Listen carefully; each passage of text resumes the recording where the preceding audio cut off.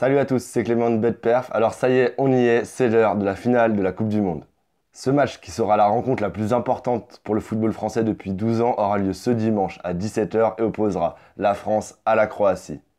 La France est cotée à 1,95, le match nul est coté à 3,30 et la victoire des Croates est cotée à 4,90.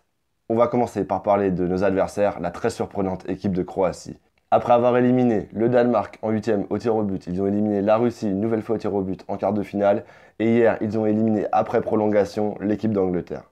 Le bilan des Croates est donc de 3 victoires en match de poule et de 3 matchs nuls dans le temps réglementaire lors des matchs à élimination directe. Avec ces 3 prolongations disputées au cours des 2 dernières semaines, on peut dire que les Croates ont disputé l'équivalent d'un match de plus que l'équipe de France depuis début juillet.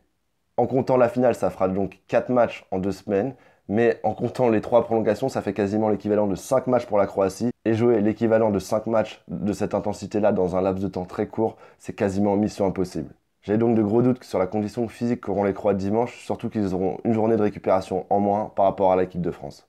Pour faire un petit point sur cette condition physique croate, je vais faire un petit zoom sur le match d'hier face à l'Angleterre. Les Croates m'ont paru amorphes et complètement à court de jus jusqu'à la 68e où Perisic a réussi à égaliser. Ce but égalisateur de Perisic les a complètement révigorés et ce n'était plus la même équipe de la 68e minute jusqu'à la 120e minute, ils ont recommencé à courir partout. On peut donc souligner l'importance du mental et de la niaque croate puisqu'une fois qu'ils avaient réussi à égaliser, le mental a pris le dessus sur la fatigue et ils se sont remis à jouer très bien au football. En face, les Anglais ont été complètement sonnés, n'ont pas réagi après l'égalisation croate, ce qui m'a assez enragé puisque j'avais misé, comme je vous l'avais dit, sur une victoire anglaise remboursée en cas de match nul. Et donc heureusement pour moi et pour ceux parmi vous qui m'avaient suivi que le deuxième but croate a eu lieu en prolongation et donc que le score final pour les paris sportifs était un match nul. Ce qui m'a permis à défaut de gagner de l'argent au moins me rembourser sur ce pari. La clé du match pour moi ce dimanche côté croate, c'est la condition physique surtout de Modric et de Rakitic. En effet, ce sont deux top joueurs et s'ils ne sont pas à 100%, le jeu croate va s'en ressentir et ils ne pourront faire que subir ou jouer quelques rares contre-attaques contre l'équipe de France. Je souligne ce point car j'ai trouvé ces deux-là très fatigués à la fin des prolongations hier, surtout Modric qui avait même du mal à marcher quand il est sorti.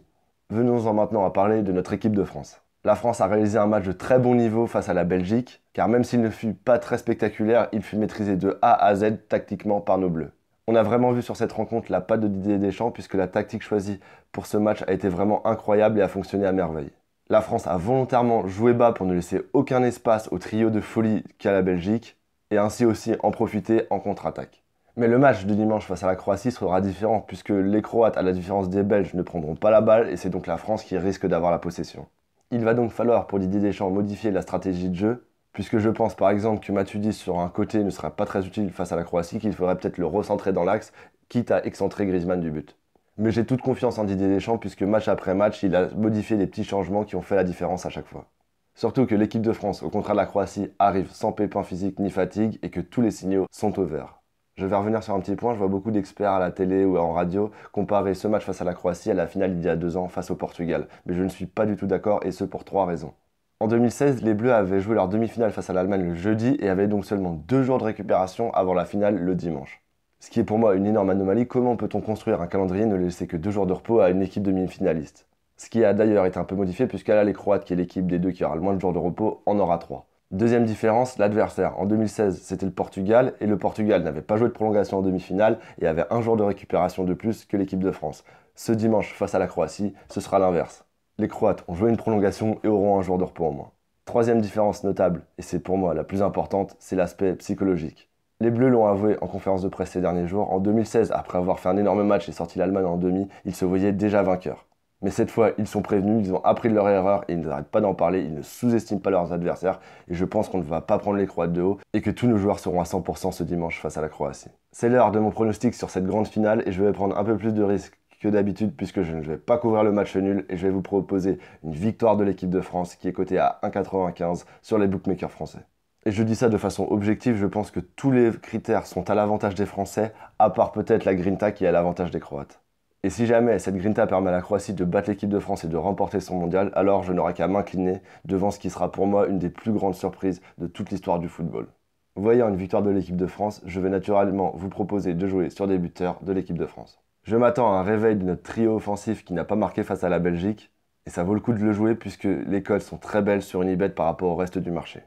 En effet, je vous conseille de jouer sur Unibet et vous allez voir, ça vaut le coup. Le but d'Antoine Griezmann qui est à 2,95, le but de Kylian Mbappé qui est à 3,25 et le but d'Olivier Giroud qui est à 3,60.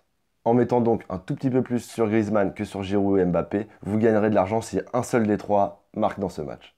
Avec ces cotes-là, c'est pour moi un pari très intéressant puisque je vois au moins un des trois marquer. Donc si jamais tu n'es pas inscrit sur Unibet et tu veux t'y inscrire pour bénéficier de ces cotes qui sont bien au-dessus du reste du marché, je t'invite à m'ajouter sur Snapchat que je te mets juste ici, de m'envoyer un petit message et je te donnerai un lien d'affiliation pour avoir à la fois le meilleur bonus et du coup les meilleures cotes en étant sur Unibet. Merci de liker cette vidéo si elle t'a plu et je compte sur toi pour me laisser un petit commentaire pour me dire qui tu vois être champion du monde, notre équipe de France ou la surprenante équipe croate. J'ai fait une vidéo avant cette Coupe du Monde où je vous explique comment les bookmakers français fixent leurs cotes. Si jamais tu veux la voir, je t'invite à cliquer soit ici, soit là. Et enfin, le plus important, n'oublie pas de t'abonner et d'activer la petite cloche de notification puisqu'on se retrouve dès demain pour une nouvelle vidéo où on parlera du match pour la 3e place qui opposera l'Angleterre à la Belgique. Je te souhaite une bonne journée, au revoir.